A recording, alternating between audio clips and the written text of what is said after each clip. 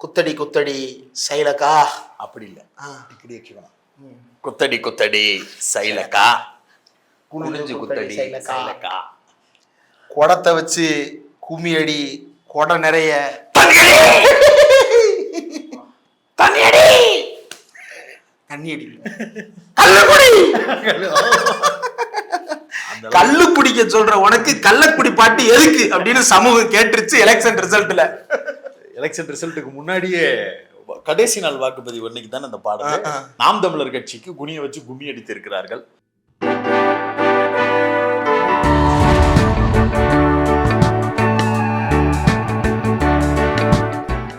இந்த election result வந்து already Jenram sir நம்மளுக்கு கொடுத்த பேட்டியில மிக தெளிவாக பல்வேறு விஷயங்களை டீட்டெயிலாக பேசியிருக்கிறாரு. இதையொட்டி நாம் தமிழர் கட்சியினுடைய ஒருங்கிணைப்பாளர் பேட்டி கொடுத்தாரான்னு கேட்கக்கூடாது, அவர் நம்மளுக்கு கொடுக்க மாட்டாரு. அதுக்கு பதிலாக அவர் பத்திரிகையாளர்கள் எல்லாரையும் சந்திக்கிறேன் அப்படின்னு சொல்லி ப்ரெஸ் கிளப்புக்கு வந்து இன்னைக்கு பத்திரிகையாளர் சந்திப்பை நிகழ்த்தி இருக்கிறாரு. இந்த வீடியோ நாளைக்கு வந்துச்சுன்னா இன்னைக்கு நினைச்சுக்கோங்க, இன்னைக்கு வந்துச்சுன்னா நாளைக்கு நினைச்சுக்கோங்க. பத்திரிகையாளர்கள் சந்திப்பு ஏன் என்ன நாட்டில் நல்லா தானே நடந்துகிட்டு இருக்கு. இப்போ சீமான்ற ஒரு ஆப்ஜெக்ட் இல்லைனாலும் இப்போ இந்த தமிழ் சமூகம் நல்லா தானே இருக்கு, அது எதுக்கு தேவையில்லாமல் வந்து ப்ரெஸ் மீட் பண்ணுது அப்படின்னு எல்லாருக்கும் கேள்விகள் இருக்கலாம். ஆனால் நாம் தமிழருக்கு ஒரு வேண்டுதல் இருக்கு. ஏன்னா விக்கிரவாண்டி இடைத்தேர்தலில் டெபாசிட்டே தேராதுன்னு தேர்தல் என்றதுக்கு முன்னாடியே தெரிஞ்சு வச்சு, அப்போ அதை எப்படியாவது திசை திருப்பணும் அப்படிங்கிற எண்ணம். வழக்கமாக டைவர்ஷன் பாலிடிக்ஸை பண்ணுறது பிஜேபி, அதனுடைய தொங்கு சதையாக இருக்கிற நாம் தமிழரும் அந்த வேலையை கையில் எடுக்கணுன்றதுக்காக ப்ரெஸ் மீட்டை அனௌன்ஸ் பண்ணி உக்காந்தாங்க. உக்காந்ததுல இருந்து அவர் ஏதோ பொழிப்புரை ஆற்றுவதற்கு வந்தது போல அவர் நல்லா நிதானமா வந்து உட்கார்ந்ததா நினைச்சு என்னென்னமோ பேச ஆரம்பிச்சாரு. அது நம்ம சந்தேகப்பட்ட கூடாதுன்றதுக்காகவே கரெக்டா 12 மணிக்கு பிரஸ் மீட். 12 மணிக்கு வேறு சில வேலைகளை விட்டுட்டு அண்ணன் வந்திருக்கிறாரு அப்படிங்கிற அந்த மரியாதையை அண்ணன் மீது எனக்கு ஒருபடி உயர்த்தி இருக்கிறது.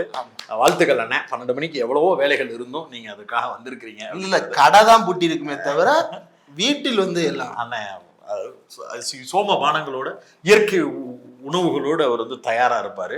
இதெல்லாம் சொல்றீங்க, ஏன் இதெல்லாம் சொல்றீங்க, அதெல்லாம் தப்பு அப்படின்னா அவர் அப்படி நடந்துக்கிறது இல்லை, அதனால நம்ம அப்படி சொல்றது இல்லை. பத்திரிகையாளர் சந்திப்புல அவர் இன்னைக்கு வந்த உடனேயே கிண்டி கிளங்கெடுக்கிறதுக்குன்னே 2 பீஸ் இந்த பக்கம் ஒருத்தன் அடிக்கிறான், அந்த பக்கம் ஒருத்தன் அடிக்கிறான். யார பக்கம் பார்த்தா சோன்னு மழை, அந்த பக்கம் பார்த்தா சோன்னு மழை, மழையும் புயலுமா சேர்ந்து அடிச்சிருக்காங்க. இந்த பக்கம் கேள்வி கேட்ட குரல்களை வச்சு பார்க்கும்போது சதீஷ் கேட்டிருக்காருன்னு நினைக்கிறேன். பத்திரிகையாளர் சதீஷ், பத்திரிகையாளர் அரவிந்த் 2 பேரும் 2 பக்கத்துல இருந்து தாக்குதலை துடுத்து இருக்கிறாங்க. கேட்ட கேள்விகள் ஒவ்வொன்றும் அண்ணன் மண்டையில ஆணி இறக்குன மாதிரி இறக்கி இருக்கு. எவ்வளவு நிதானமா பாலிஷ்டா 20 நிமிஷம் பேசிக்கிட்டு இருந்த அண்ணன் அரவிந்தும் சதீஷும் கேட்ட ஒரு கேள்வியில நிதானம் வந்து என்ன என்ன குதிக்கிற, நின்னு பதில் சொல்லு அப்படிங்கிற நிலைமைக்கு தள்ளப்பட்டு இருந்தார். அதுல அரவிந்தையும் கேட்ட கேள்வி ரொம்ப முக்கியமான கேள்வி. அது நீங்க வந்து இவ்வளவு மோசமான வார்த்தைகள்ல அதிமுக குறித்து விமர்சிக்கிறீங்க, ஜெயலலிதா குறித்து விமர்சிக்கிறீங்க, அது யாரு ஜெயலலிதான்றது சொன்னதுக்கு பதிலா அவரு அவன் யாரு ஜெயராம, அது ஜெயலலிதா அப்பாடா பதில சொல்லியா அப்படின்னு அந்தாலும் அங்கிருந்து கேட்க என்ன என்ன என்ன சொல்ல வர்றீங்க, முன்னாள் முதல்வர் ஜெயலலிதா குறித்து அவதூறா பேச, என்ன அவதூறா பேசிட்டேன், இப்ப நான் என்ன அவதூறா பேசினேன், என்ன அவதூறா பேசுறேன், 2 பேரு பீச்ல நீங்க அவங்கள அந்த வார்த்தையே நம்மளுக்கு சொல்வதற்கு கூசுகிறது. அரசியல் ரீதியா 1000 விமர்சனங்கள் ஜெயலலிதா மேல நம்ம வச்சிருக்கிறோம். ஆனா அந்த வார்த்தையை வந்து கேட்கறதுக்கே நாகூசு. யாருமே அப்படி பெருசா கண்ணியம் காக்கணும்னு நினைக்கிறவங்க யாரும் அப்படி பேச மாட்டாங்க. கண்ணியமற்றவர் தான் நாம் தமிழர் கட்சியின் ஒருங்கிணைப்பாளர் சீமான், அவருடைய தம்பிகள் எல்லாரும். அதனால சகஜமா அதை பயன்படுத்துவாங்க. கண்ணியம் கிடையாது, தண்ணியம். என்னங்க நீங்க இப்படி ஒரு வார்த்தையை சொல்றீங்க அப்படின்னு கேட்டதுக்கு, ஆமா அப்புறம் அங்க இருந்து படுக்கிறாங்கன்னா படுத்து கிடக்காங்கன்னு சொல்லுவேன் அப்படின்னு திரும்ப வந்து வேதத்தை ஓதிட்டாரு. அப்புறம் என்னன்னா சரி இப்ப படுத்திருக்கிறாருன்ற பிடிக்கலன்னா 2 ஆம்பளைக்கு நடுவுல தூக்கி வச்சிருக்காங்கன்னு சொல்லிக்கலாமா, போட்டு வச்சிருக்காங்க அப்படி நீட்டி முழங்கி இருக்கிறாங்கன்னு சொல்லலாமா, என்னென்னமோ சொல்றேன். ஏன் அவர்களுடைய நினைவிடம் அங்கு இருக்கிறது அப்படி சொல்ல உனக்கு வாய்ப்பே இல்லையா?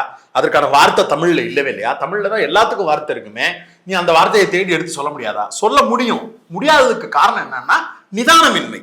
அரசியலாவும் நிதானமின்மை, உடல்நலம் மனநலம் சார்ந்தும் நிதானமின்மை. மக்கள் நிதானமா இருக்கணும்னு தான் அரசாங்கமே 12 மணிக்கு மேல கடதறை. அதை தாண்டி நிதானம் இழக்கும் வகையில செயல்பட்டா என்ன பண்றது? அதை சொல்லிட்டு போயிருக்கு. எடப்பாடி சித்தப்பாவா எங்க சித்தப்பாண்டது எங்க அப்பான்னது ஒரு வடிக்கு மேல போய் எல்லாம் பேசிட்டு ஒரு தடவை எனக்கு ஓட்டு போடுங்க, நீங்க நிக்கல, உங்களுக்காக நான் நின்றுக்கிறேன், ஒரு தடவை இதே ஜெயலலிதா பேரை சொல்லி ஓட்டு கேட்டுட்டு அந்த ஈரங்காயில அதுக்குள்ள வந்து நின்னுக்கிட்டு ஜெயலலிதா குறித்து இவ்வளவு கேவலமா அருவருப்பா ஒரு வார்த்தையை பயன்படுத்துறாரு. அது இன்னைக்கு சோசியல் மீடியால மிகப்பெரிய அளவுக்கு வைரலாக மாறி இருக்கிறது. எதையோ பேச வந்து எதையோ வாங்கிட்டு போன கதையா ஒட்டுமொத்த சமூக ஊடகங்களிலும் வாங்கி கட்டி கொண்டிருக்கிறார். இது வந்து ரத்தத்தின் ரத்தங்கள், அதிமுகவின் உண்மையான ரத்தத்தின் ரத்தங்கள் மத்தியில மிகப்பெரிய அளவிற்கு கடுமையான கோபத்தை உருவாக்கி இருக்கிறது. சித்தப்பா வந்து சசிகலா ஓபிஎஸ் எல்லாம் வேணாம், என் பையன் சீமான் இருக்கிறாரு, அவரை வச்சு நான் கூட்டணி பாத்துக்குவேன்னு கொஞ்ச நாளைக்கு முன்னாடி பேசினாருன்னு 5 வயசுல மகன் தனக்கு அப்படிப்பட்டவரை நம்ம வந்து கொண்டு வரலாம்னு நினைச்சுக்கிட்டு இருந்த நேரத்துல ஆணியை கொண்டு அடிச்சிருக்கிறாரு. கேசி பழனிசாமி அவர்கள் ட்விட்டர் பக்கத்துல மிக கடுமையான விமர்சனத்தை நாம் தமிழர் கட்சி ஒருங்கிணைப்பாளர் சீமான் மீது வைத்திருக்கிறார். ஒரு தரங்கட்டு மிக மோசமாக இழிவு சொல்லாக பேசிக்கொண்டே இருக்கக்கூடிய இந்த நபரோட நீங்க கூட்டணி வைக்கிறேன்னு பேசியிருந்தீங்க அப்படின்னு மிகப்பெரிய கண்டனத்தை அதிமுக சார்பாக எடப்பாடி தரப்பினர் எல்லாரும் பதில் சொல்லணும் அப்படின்றதையும் வலியுறுத்தி இருக்கிறார். உண்மையான அதிமுக ரத்தத்தின் ரத்தங்கள் பலரும் இந்த விஷயத்தை முன்னிலைப்படுத்தி பேசிக்கொண்டு வருகிறார்கள். இது மட்டும் பேசல, சீமானுடைய ஃபேமிலிக்கே வந்து ஜெயலலிதாவை டிகிரேட் பண்றது வந்து பை பிளட்ல இருக்கும் போல் இருக்கு. எப்படி?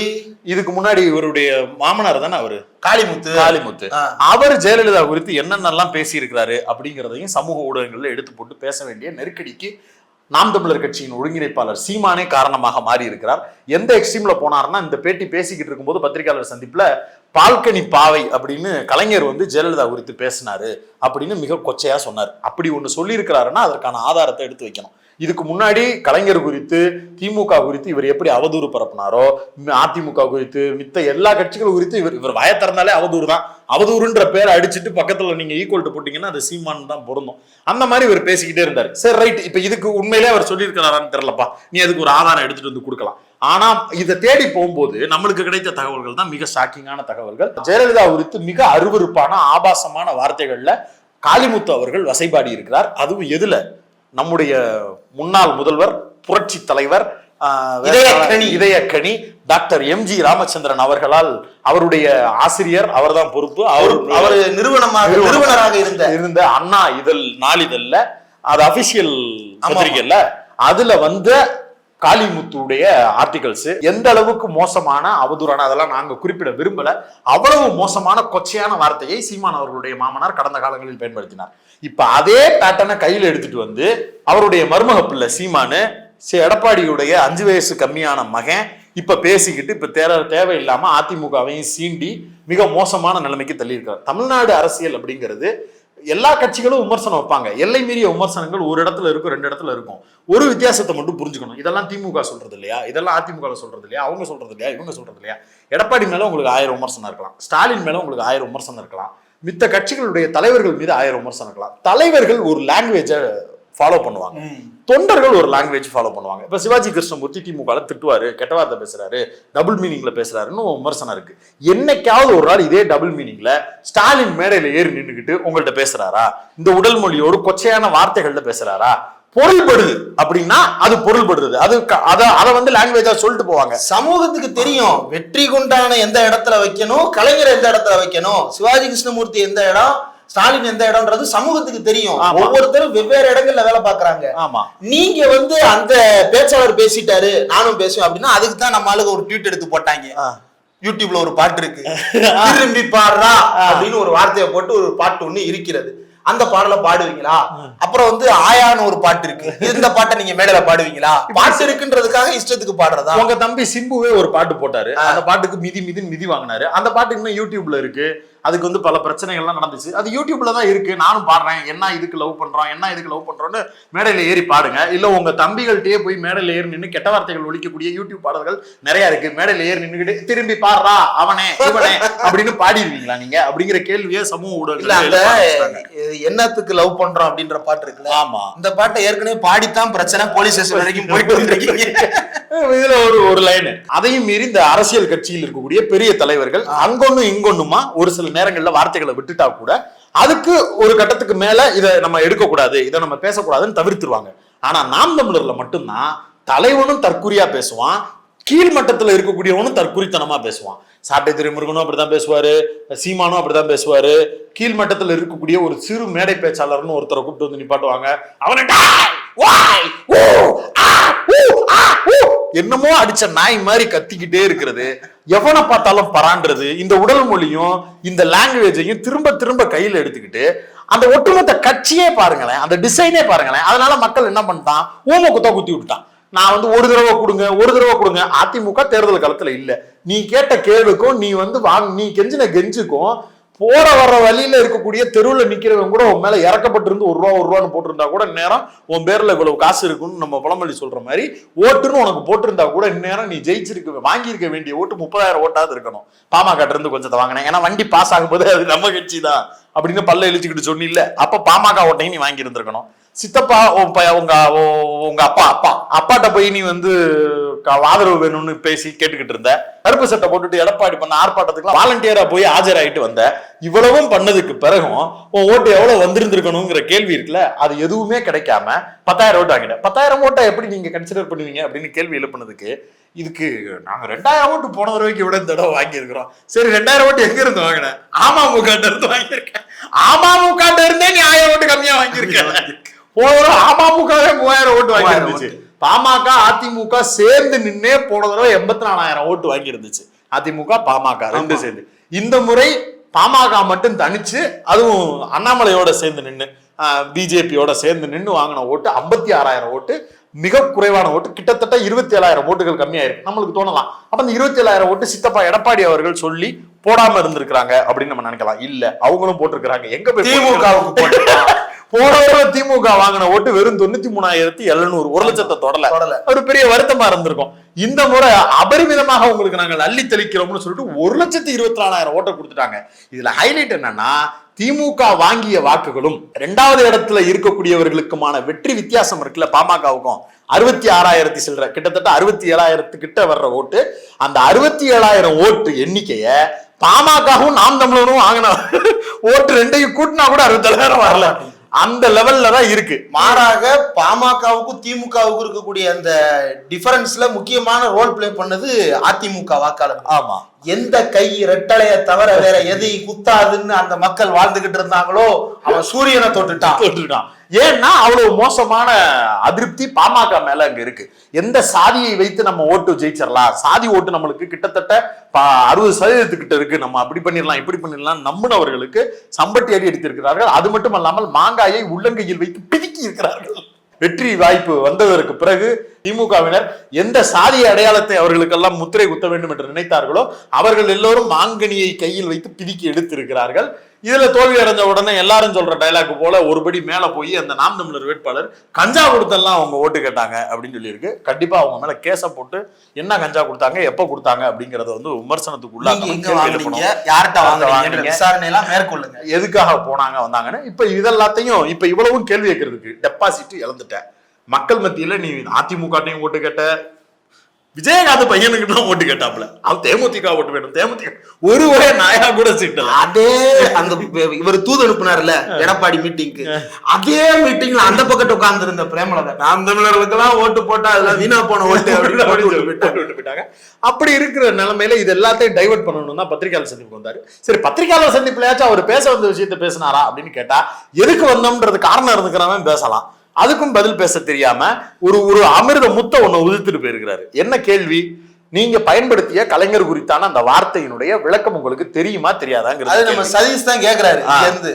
என்னங்க இந்த மாதிரியான வார்த்தையை நீங்க பயன்படுத்துறீங்க, இது சரியா தப்பா? ஏன்னா ஏற்கனவே போன வருடம் இதே மாதம் 7வது மாதத்துல இந்த சாட்டை துரைமுருகன்கிற நபர் தன்னுடைய யூடியூப்ல இன்னொரு நபரை பேட்டி எடுக்கும் போது சண்டாளருங்கிற வார்த்தையெல்லாம் நம்ம பயன்படுத்தக்கூடாது, அது ஒரு சாதியை குறிக்கக்கூடிய ஒரு அவமரியாதைக்குரிய சொல்லா மாறிடும், அதனால நம்ம அதை பயன்படுத்தக்கூடாது, அவங்க வசைக்கும் போது இதை பயன்படுத்தக்கூடாது அப்படிங்கிறது எனக்கு தெரியும் அப்படின்றத வாக்குமூலமா கொடுத்துட்டு கோர்ட்ல போய் அப்படி ஒரு எனக்கு தெரியாது, வெளியே வந்த உடனே சத்தியத்துல எனக்கு தெரியாது, ஏன்டா நீங்க எல்லாம் சத்தியம் பண்றீங்க, சத்தியம்னா என்ன, சத்திய சக்கரை போகாம. இன்னொன்னு என்ன சொல்றாங்க, வெளியே வந்துட்டு நீதியரசர் அவர்கள் என்னை விடுவித்து விட்டார் அப்படின்னு சொல்லிட்டு பேசுறாரு. நல்ல ஒரு விஷயம், சில மாதங்கள் அல்லது சில ஆண்டுகளுக்கு முன்னாடி இங்கிலீஷ் இதழ் ஒண்ணுல இந்த பறையா அப்படின்னு சொல்லிட்டு குறிப்பிட்டாங்க. யாரோ ஒருத்தரை இழிவுபடுத்தி பேசுவதற்காக அந்த பறையா அப்படின்ற வார்த்தையை அவன் இங்கிலீஷ்ல பயன்படுத்தி இருக்கான். அதுக்கு தமிழ்நாட்டிலிருந்து தலித் அமைப்புகளும் திராவிட இயக்கத்தை சேர்ந்தவர்களும் கண்டனத்தை பதிவு பண்றாங்க. அந்த வார்த்தை எங்கிருந்து வந்துச்சு, இங்க தமிழ்நாட்டிலிருந்து இந்த சாதியவாதிகளிடமிருந்து இந்த வார்த்தையை கத்துக்கிட்டு போய் நீ உலகம் புறம் பயன்படுத்திட்டு இருக்கியான்னு சொல்லிட்டு கடுமையான கண்டனங்கள் எழுந்துச்சு.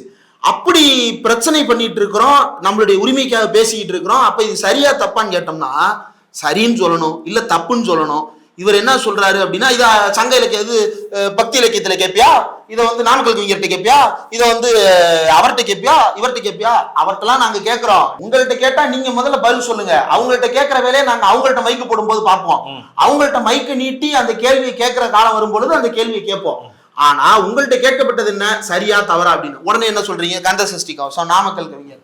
பாரதியாரே எழுதியிருந்தாலும் தப்புதான், பாரதிதாசனே பயன்படுத்தி இருந்தாலும் தப்புதான், அது கந்த சஷ்டி கவசத்துல இருந்தாலும் தப்புதான். அதுக்கு என்ன செய்வோம், கந்த சஷ்டி கவசத்துல இப்படியான வரி இருக்கு, அதை வந்து முருக பக்தர்கள் அதை மாற்றி அமைக்க சொல்லி முருக பக்தர்கள் பேசணும், அதை முருக பக்தர்கள்ட்ட போய் சொல்லணும். நீங்க முருக பக்தரா சொல்லிக்கிறீங்க, அப்ப நீங்க தானே முரந்திருக்கணும். இப்ப இவர் என்ன சொல்றாரு, கடைசியா முடிஞ்சு போறப்போ ஒரு சம்பவம் நடந்திருக்கு. வெளியே போகும்போது நம்ம பத்திரிகையாளர் சதீஷ் வந்து கேட்டிருக்கிறாரு, ஐயா அவங்கள்ட்ட கேட்கறதெல்லாம் அவங்கள்ட்ட கேட்டுக்கிறோம் நாங்க, நான் இப்பயும் சொல்றேன் உங்கள்கிட்ட கேட்கிறேன், நீங்க பயன்படுத்தின அந்த வார்த்தை சரியா தப்பா சொல்லுங்க அப்படின்னு கேட்டதுக்கு, எனக்கு அப்படின்னா என்னன்னே தெரியாது போப்பா அப்படின்ட்டு போயிருக்கிறாரு. என்னன்னே தெரியாம தான் தம்பி படத்துல வச்ச வசனத்துக்கு மன்னிப்பு கடன் கொடுத்தீங்களா? ஆமா, எழுதி கொடுத்தாரு. அழகிய பெரியவன் விமர்சனம் இது தெரியவே தெரியாது, நான் அவரை திருத்திக்கிறேன்.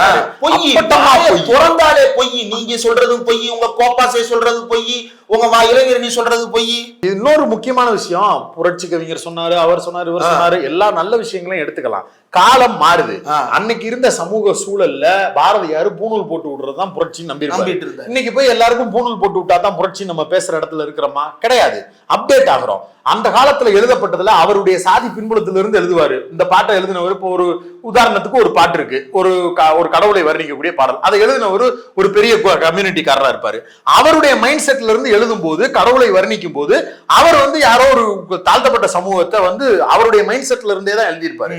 அது கடவுள் பாடல் அப்படிங்கிறதுக்காக இப்பயும் நம்ம கையில வச்சுக்கணும்னு என்ன தேவை இருக்கு?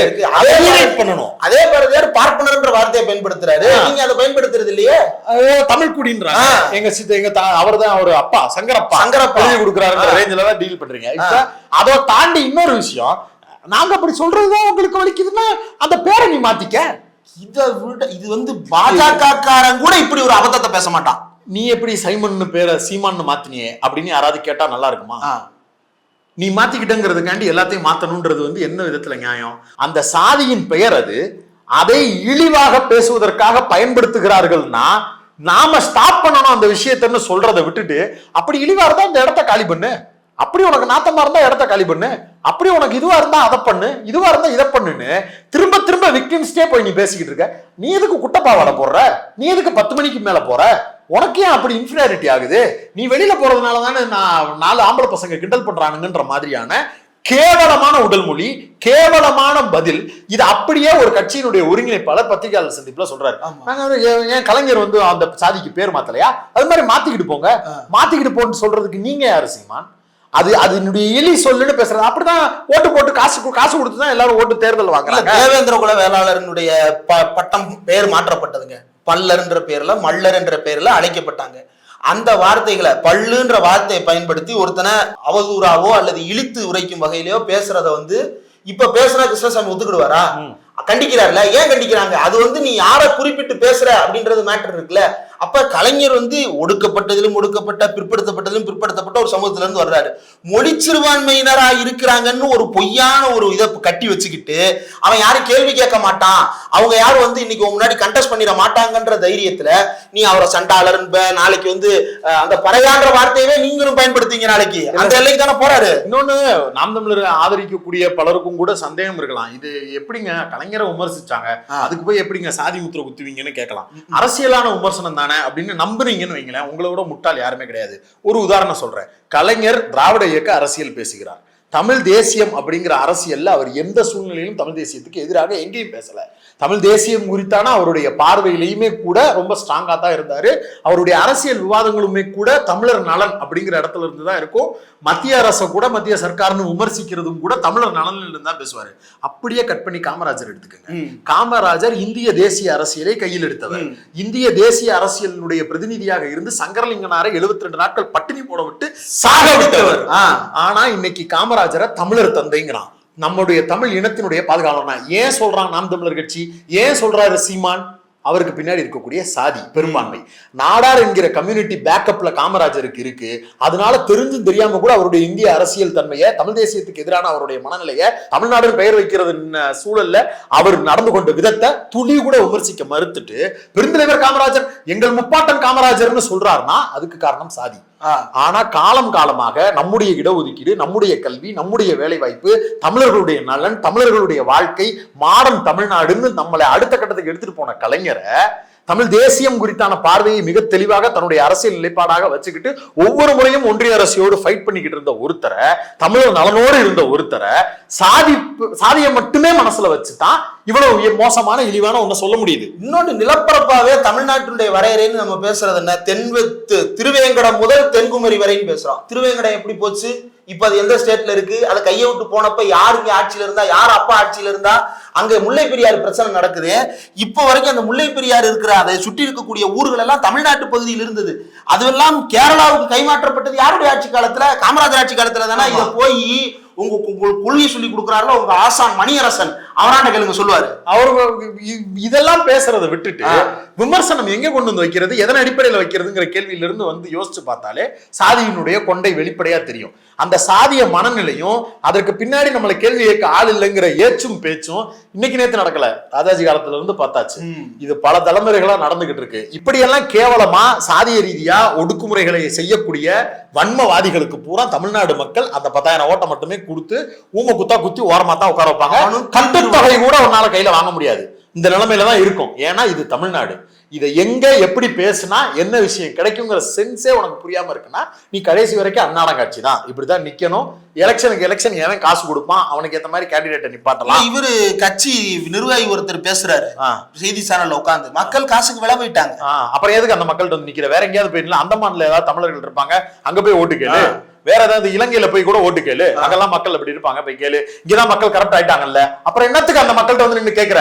உங்க பிள்ளைய நான் நேசிக்கிறேன், உங்க பிள்ளையா நான் நிக்கிறேன் ஓன்ற எங்கள்கிட்ட வந்து ஓட்டு கேட்கும் போது மட்டும் நாங்க நல்லவங்க, ஓட்டை நாங்க யாருக்கு போடணும்னு எங்களுக்கு தெளிவா நாங்க ஓட்டு போட்டதுக்கு பிறகு நாங்க காசுக்கு விலை போயிட்டோம்.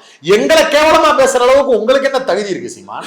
ஒவ்வொரு நாளும் ஒவ்வொரு பொழுதும் ஒவ்வொரு தேர்தலுக்கு தேர்தல் நான் இவங்களுக்காக நின்னேன் அவங்களுக்காக நின்னேன்னு வாடகைக்கு வாயை விட்டு பொழைக்கிற நீங்க எங்கட காசுக்காக விலை போயிட்டோம்னு சொன்னா உங்க கூடவே இருந்து வெளியே போன ஒருத்தன் சொல்றான் நீங்க பெண் கேண்டிடேட் பூரா எதுக்காக நிப்பாட்டுவீங்க, பிரச்சாரத்துக்கு யாரை எங்க கொண்டு போய் விடுவீங்க, உங்க வீடு வாடகைக்கு யார் எடுத்து கொடுக்குறா, எந்த கட்சிக்காரரோட தொடர்புல இருக்கிறீங்க, எந்தெந்த ஆட்கள்கிட்ட மாசம் மாசம் காசு வாங்குறீங்கன்னு, எங்கெங்க போனா நீங்க எந்தெந்த ரூம்ல தான் தங்குவேன்னு ஆடம்பரம் வாழ்க்கையை வாழ்றீங்க, உங்க சொத்து என்ன, உங்க பத்து என்ன, உங்க பட்டியல் என்ன, பத்திரம் என்ன, பட்டா என்னன்னு எல்லாத்தையும் எடுத்து போடுறானே. நீங்க காசை வாங்கிட்டு நாங்க எங்களுடைய வெற்றியை யாரிடம் ஒப்படைக்க வேண்டும் தீர்மானிச்சு முடிவு எடுத்ததை எங்களை எப்படி நீங்க கேள்வி கேட்கலாம்? அப்புறம் இன்னைக்கு பிரஸ் மீட்ல ரொம்ப புதுசா கேள்வி வருது பத்திரிகையாளர்கள் தரப்புல இருந்து.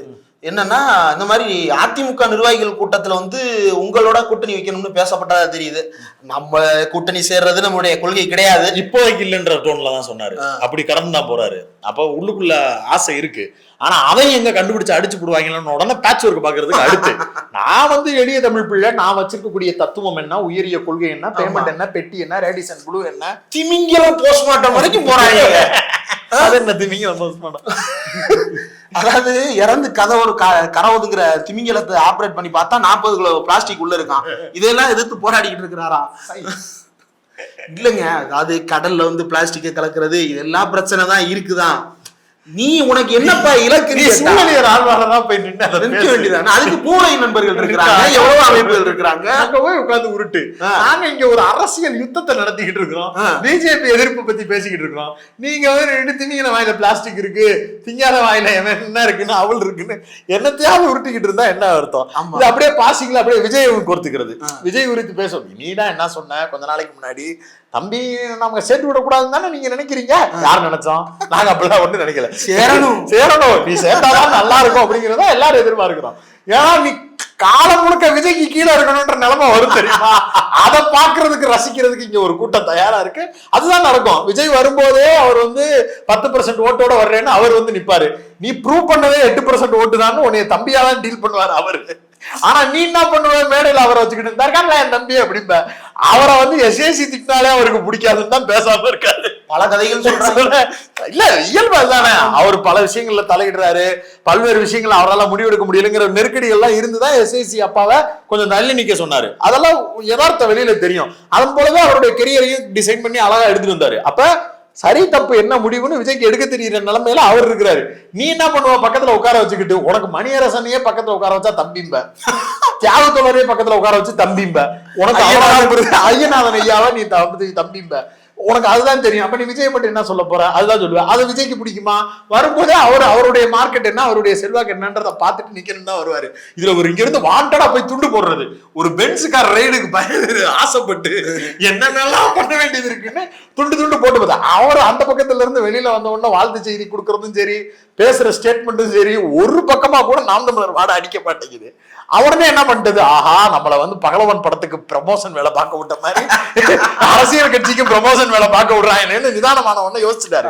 உடனே இப்ப வந்து தம்பியை ஏத்துக்கிட்டாருன்னா நம்மளை ஏத்துக்கிட்டவங்கதான் நம்ம ஏத்துக்கிற முடியும் அப்படிங்கிற நிலைமைக்கு வந்திருக்கிறாரு. வெளியே போயிரு, 12 மாசத்துக்கு இதை பத்தி எதுவும் கேட்காதீங்க. 12 வருஷம் ஆனாலும் உங்ககிட்ட யாரும் இதை எதிர்பார்க்க மாட்டாங்க. நீங்க தனியா இருக்கணுங்கிறத தான் உங்க தம்பிகள் விரும்புவாங்க. ஏன்னா உங்க தம்பிகளுக்கு அரசியல் அறிவு வந்ததுக்கு பிறகு அவன் வேற ஒரு இடத்துல சேர்ந்துருவான். நீங்க கடைசி வரைக்கும் தனியா இருக்கணும். தனியா இருக்கிறதா உங்களுக்கும் பேமெண்ட் சகல வசதிகளுக்கும் சரியா இருக்கும். நீங்க போய் சேர்ந்தீங்கன்னா இந்த அளவு செல்வாக்கு இருக்காது, கரைஞ்சு போயிருவீங்க. தேமுதிக கரைஞ்சது போல, மித்த எல்லா கட்சிகளும் கரைஞ்சது போல நீங்க கரைஞ்சு போயிருவீங்கன்னு சொல்லுவீங்க. நல்லதுதான், உண்மையிலே தனியா இருக்கிறது நல்லது. இல்லன்னா யாராவது போறாங்க, யாராவது ஏதாவது வீடியோ போட்டா உடனே இப்படி போன்ல வந்து வாட்ஸ்அப்ல அந்த ஐக்கானை கிளிக் பண்ணிட்டு அண்ணே வாய்ஸ் போடுங்க அப்படின்னு பேச விட்டு அனுப்பி விட்டுறாங்க. இன்னொரு கொடுமை என்னன்னா, இப்படி ஒரு கட்சி தனியா இருக்கிறதுனாலதான் இளைஞர்கள் அரசியலுக்கு வர விரும்புறவங்க எல்லாம் திமுக, அதிமுக, பிஜேபின்னு பல கட்சிகளை விமர்சிக்கணும்ன்ற எண்ணம் இருக்கிறவங்க இங்க வந்துடுறாங்க, ஒரு லைம் லைட்டுக்குள்ள வந்துடுறாங்க. நாம் தமிழர்ல பேசி அவங்க பூரா கொஞ்சம் விவரம் வந்ததுக்கு பிறகு, அறிவு வந்ததுக்கு பிறகு திமுக, அதிமுகன்னு தமிழ்நாட்டுல எதெல்லாம் செல்லுபடி ஆகுமோ அந்த கட்சிகளுக்குள்ள போய் ஐக்கியமாயிடுறாங்க. அங்க போகும்போதே அவங்களுக்கான வெயிட்டேஜ் வர கூட்டு போயிடுறாங்க. அவன் பூரா ஒரு ஆளா உள்ள வர்றான். அவன் பேசி அவனுக்குன்னு ஒரு 10-20 பேரை சேர்த்துக்கிறான். போகும்போது திமுகவுக்கு 200 பேர் 300 பேரை கூட்டு போயிடுறது. ஒண்ணும் இல்ல, நம்ம திமுக இளைஞரணி தலைவர் ராஜீவ்காந்தி அவர்கள் வந்து சேர்ந்தாரு.